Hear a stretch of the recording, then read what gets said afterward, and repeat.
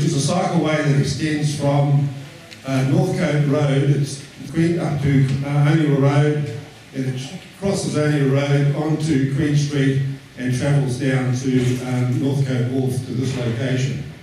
The project is a $4 million project, and that includes widening of the bridge on Northcote Road over the motorway. So it's quite an extensive project. I think the issue tonight is the fact that there's going to be 2 cycle lanes along Queen Street from the ferry terminal here up to O'Neill Road, and it seems that there will be parking taken out from or removed from one side of Queen Street to enable that to happen.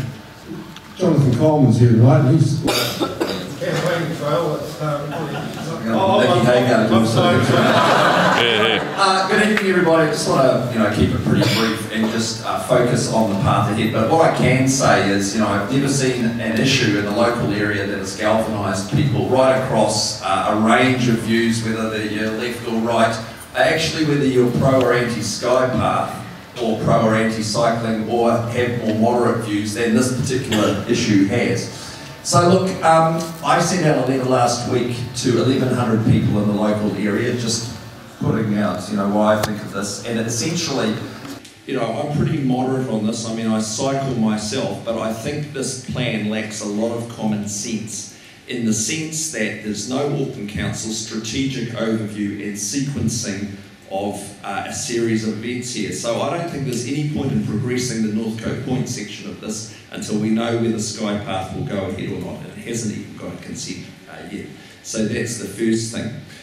We talked a lot about the effect on the local area, so I won't go further into that. I've met with Auckland Transport, and I met with the CE of Auckland Transport, David Warburton, on Thursday last week. So what I can tell you is that they admitted they had not been to any businesses in the area. They had no idea of the volumes of people coming in and out of the bridgeway. They also said that they had consulted Cycle Action on this plan before it went to the public. So essentially what they're saying to me is this is going to go ahead in some form. They are committed to this overall plan for cycling in Northcote. And look, some parts of the plan actually do make good sense. But we have to have a compromise, and we can't take the parking out of Queen Street, and we have to take on board some of those statistics that Kevin was talking about there. A 0 accident rate on Queen Street in 5 years. There is no need for a dedicated cycle path from Stafford Road down to the wharf here. And in reality, this looks like a solution looking for a problem.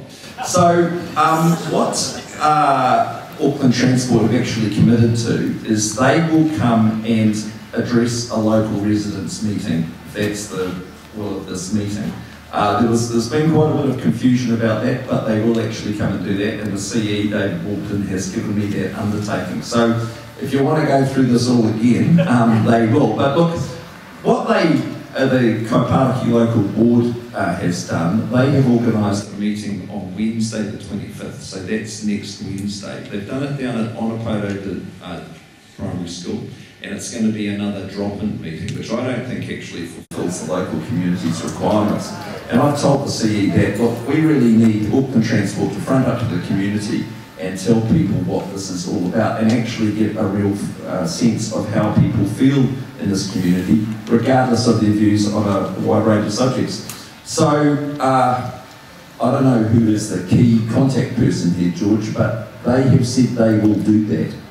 Erica. Okay, so maybe I'll talk to Briar afterwards. But the other thing is, look, I'd absolutely urge you to get your submissions in, because I can tell you volume of submissions counts in these cases. So in the end, don't worry too much about detail and legalese, just get your opinion in. That's the first thing.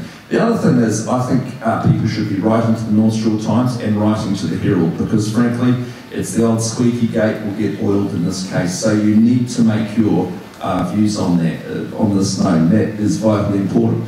The final thing I'd say is I think the Kaupāriki local board should be taking a stance on this, and they're being very nuanced on it at the moment, and they won't come out and back the local residents, and I think they should.